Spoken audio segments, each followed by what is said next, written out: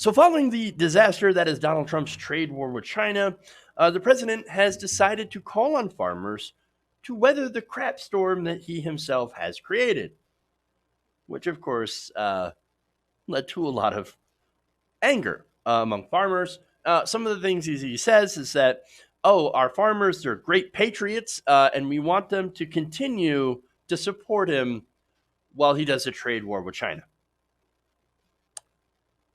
Yeah. So, like I said, how'd that go? Well, Gary Wordish, Minnesota Farm Bureau president, had this to say: "This wound is self-inflicted by our president. We definitely agreed with it in the beginning, but it doesn't appear that there's a plan B. Some of the callous comments come, especially from the president. You know that farmers are winning. We're great patriots. That's very insulting." Now, one of the other ones comments came from Sonny Perdue, who got himself in a little bit of trouble by accusing farmers who want to sell their crops, who don't want to just get welfare checks or handouts from the government, which is what they're doing. The Trump government is literally giving them socialism and farm bailouts because of what they did on trade. Sonny Perdue says, "Quit whining. Just you guys are just whining," and he tried to make a joke. And obviously, it fell flat because these are people's livelihoods here. And Sonny Perdue, of course, says he knows nothing about actually working for a living. Big shocker, right? Um, so now, what's interesting about this, right, is here are the farmers that said, "Well, look, we agreed from the beginning because we thought we were going to actually do something. We thought you had a plan. Turns out you had no plan, and you have no plan B." Yep, that's what we were telling you. He's an idiot. He has no idea what he's doing. He just gets up there and says, "I'm going to do tariffs. The tariffs good. Trade war's good. Easy to win. They're going to be great." And then turns out, not great.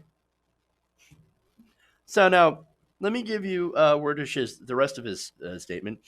He said, "That's coming from someone who's never faced the challenges of a family farmer," referring, of course, to President Trump. "I go into the bank and tell the lender I can't make the payment because we lost our market. The banker's not going to tell me you don't have to make your payment because you're a patriot." Oh, I feel that statement so much right now.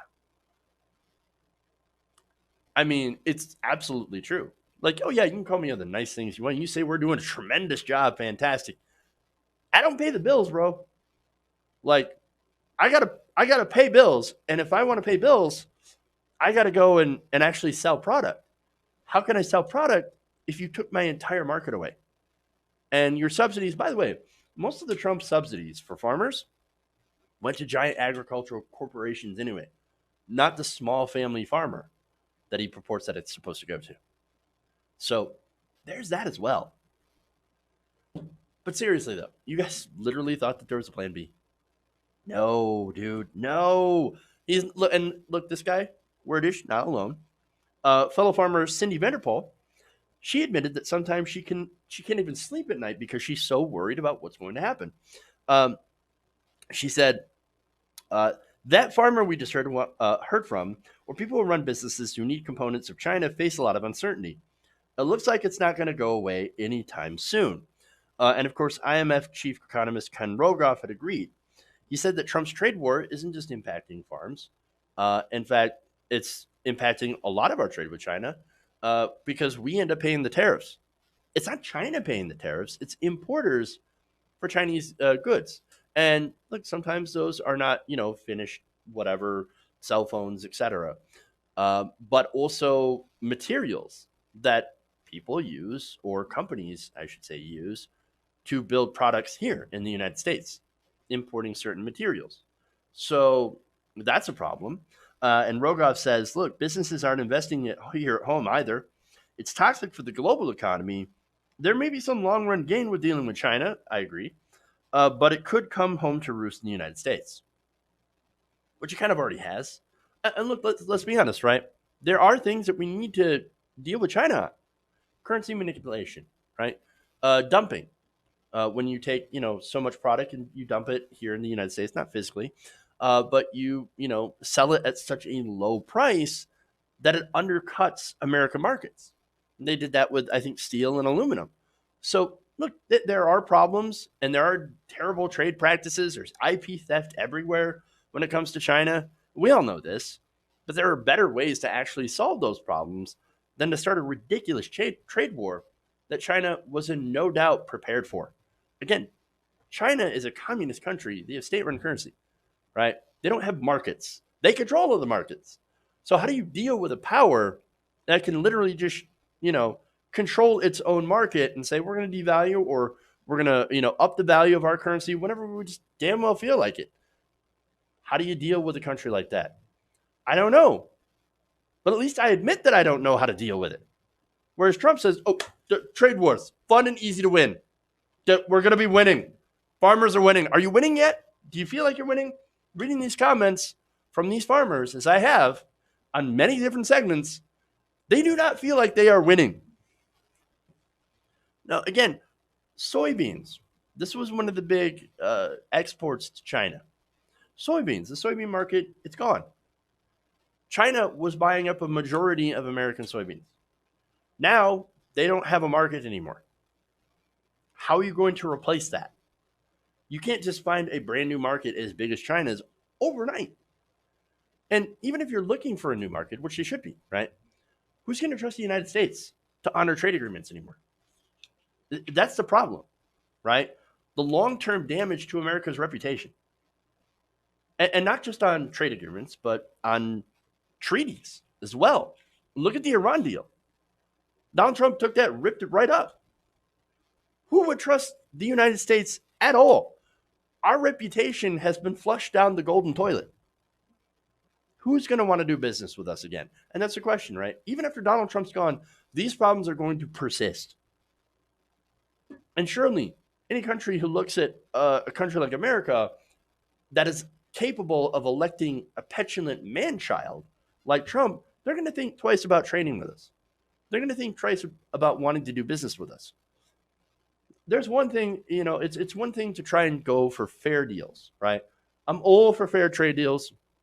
I'm all for trade that benefits both the American worker and, of course, the foreign workers, right? Which that would be fair, equitable trade. Donald Trump doesn't care about any of that. He's not smart enough. All he wants to do is basically win, and trade was an issue that he decided was popular enough because NAFTA was incredibly unpopular. That, hey, man, I can win with that issue. It's a little bit of A/B testing. Oh, do you like NAFTA? No. Okay, well, I hate NAFTA too. Great. Yay. And then that's basically what happened. He's done this all throughout all of his entire issues. He goes and he A/B tests the crowd, and he goes with what is the most popular. And of course, when it comes to the Fox News audience, what's most popular in a lot of the conservatives? Racism. So generally, that's what he ran his entire campaign on. But there were some other issues that were interspersed as well that he has not delivered on whatsoever. So now, speaking of Trump, right? So at the end of the day, he cannot take the blame for anything whatsoever. In fact, according to a source inside the Trump administration, he's, quote, rattled. He thinks that all the people that do this economic forecasting are a bunch of establishment weenies who don't know anything about the real economy, and they're against Trump. Because of course, nothing is ever Donald Trump's fault. It's all everybody else. That's as dumb as saying that everything is Donald Trump's fault. On this, you can't look at the situation and say, he done effed up real good. Again, putting the tariffs on China without a plan. Okay, so I could understand maybe if this was a negotiating tactic, if you say, I'm going to leverage a threat of tariffs on China in the hopes of getting them to the negotiating table so that we can negotiate a more beneficial trade agreement for the United States. Totally could understand that. Now, did he do that? I guess maybe he tried, but he's a terrible negotiator. I think he's one of the worst negotiators on the planet. And so because of that, real people, real working people, farmers in the Midwest, they get to suffer thanks to this idiocy and absolute gross incompetence of the president. Hey guys, hopefully you enjoyed that free video. Now I'm going to have to ask you a favor. Between the demonetization and the YouTube algorithm messing around with view counts, etc., we're having a hard time adjusting to the new YouTube reality, which is where you guys come in. See, we have a Patreon, patreon.com/TYTNation, set up to help us rely on you guys, the viewers, instead of big corporate ads. Look, you know the show. You know how I'm not in favor of big corporations anyway. So help us transition away from relying on the ad model to pay the bills and sign up to be a patron, patreon.com/TYTNation. That goes a long way to help us keep the lights on. And you guys will know that you're supporting independent progressive media.